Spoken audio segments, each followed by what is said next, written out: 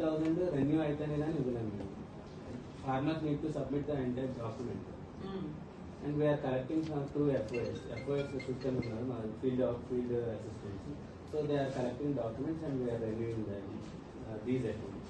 Balance మనకు కట్టాలన్నమాట. 1000 list ఇవ్వండి కదా. అంటే లెఫ్ట్ ఓవర్ కూడా ఎంత బ్యాలెన్స్ కట్టాలి ఫార్మర్? నెగ్లిజిబుల్ ఉంటుంది. ఒక 5,000 10,000 లోపల ఉంటుంది. ఓన్లీ ఇంట్రెస్ట్ పార్ట్ ఉంటుంది అన్నమాట. If we pay that amount, we will again renew and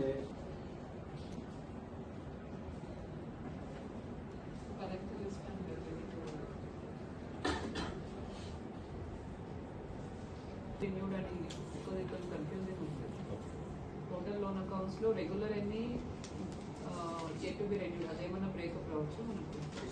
ఎందుకంటే రెగ్యులర్ అన్ని కూడా వీళ్ళు either farmer can directly withdraw అన్నారు లేదంటే సేవింగ్స్ లో ఇస్తామని చెప్తున్నారు.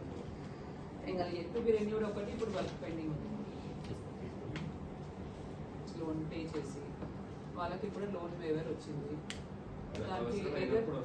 దానికి ముందే మనం ట్రాన్స్ఫర్ చేసాం ఇప్పుడు ఇంట్రెస్ట్ ఎప్పుడు అవసరం అప్పుడు వస్తారు. Interest in the loan account. Loan తీసుకుంటే వడ్డీ కట్టాలి కదా, అవసరమైనప్పుడు తీసుకుందామని. దాదాపు 4th టైం మేడం లోన్ అందరికి అలవాటు అయిపోయింది. అకౌంట్లో మెసేజ్ వచ్చిందంటే క్రెడిట్ అయిపోయిందంటే ఓకే మాకు క్రెడిట్ అయిపోయింది ఎప్పుడైనా తీసుకోవచ్చు అన్నది ఒక కాన్ఫిడెన్స్ వచ్చేసింది మేడం. తీసుకోవాల్సిన అవసరం కూడా లేదు కదా. తీసుకోకపోతే ఎందుకంటే నెక్స్ట్ ఇయర్ లోన్ అగేన్స్ట్ గా మీ బ్రాంచ్ మేనేజర్స్ విజిట్ చేసుకుంటే ఎక్కడైతే ఎక్కువ అకౌంట్స్ ఉన్నాయో అక్కడ వర్క్ స్పీడప్ చేయండి. Before the next loan waiver we have to complete this work so that next we can start afresh. కొంచెం ఫార్మర్స్ కి ప్రొయాక్టివ్ గా ఇన్ఫర్మేషన్ ఇవ్వమని చెప్పండి. That was my yesterday's experience. I'll also visit some more branches pertaining to different banks.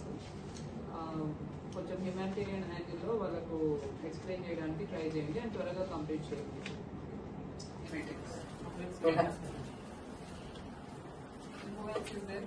IDBI.